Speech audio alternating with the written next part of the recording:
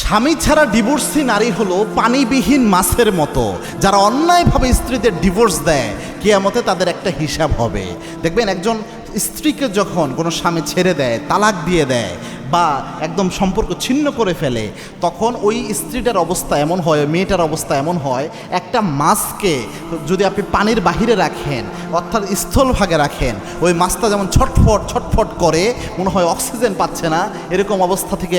এক সময় যেমন মারা যায়, তেমনি একটা ডিভোর্সি নারী অর্থাৎ একটা মেয়ে যখন স্বামীহারা হয়ে যায়, অন্যায়ভাবে জুলুম করে যখন তাকে সম্পর্ক ছিন্ন করে দেওয়া হয়, তার অবস্থাটা ঠিক একই রকম হয়। এবং জুলুম করে অন্যায়ভাবে আরেক মেয়ের সাথে পরকীয়ার সম্পর্ক করে কোনো ছেলে যদি নিজের স্ত্রীকে তালাক দেয়, ডিভোর্স দেয়, একটা মেয়ের জীবনকে ধ্বংস করে দেয়, এটার জন্য কিয়ামতের দিন আল্লাহ ধরবেন। এবং কে আল্লাহ রাব্বুল আলামিনের ঘোষণা হচ্ছে ফারদন বিফারদিন, কিয়ামতের সবাইকে আল্লাহ একাকী দাঁড় করাবেন। এবং আল্লাহর হাবিব জানিয়েছেন কুল্লুকুম রাইন ওয়া কুল্লুকুম মাসউলুন আন রাইয়াতিহি, তোমরা প্রত্যেকেই দায়িত্বশীল, প্রত্যেকের দায়িত্বের ব্যাপারে আল্লাহ কিয়ামতের দিন আসামি বানাবেন। প্রত্যেকের দায়িত্বের ব্যাপারে আল্লাহ কিয়ামতের দিন জিজ্ঞাসাবাদ করবেন, অনেককে আল্লাহ আসামিও বানিয়ে দিবেন। এর কারণ হচ্ছে কোনো স্বামী এমন যদি হয় যে স্বামী দায়িত্বশীল হিসেবে তার স্ত্রীর জন্য ছিল, কিন্তু এই স্বামী মনের খাহেসাত পূরণ করার জন্য আরেকজনের সাথে সম্পর্ক করছে, অথবা ছোট্ট কোনো কারণে ইচ্ছা করেই এই মেয়ের জীবন নষ্ট করে তাকে তালাক দিয়ে দিল, রাগের বশে একদম তার সংসার জীবন নষ্ট করে ফেললো,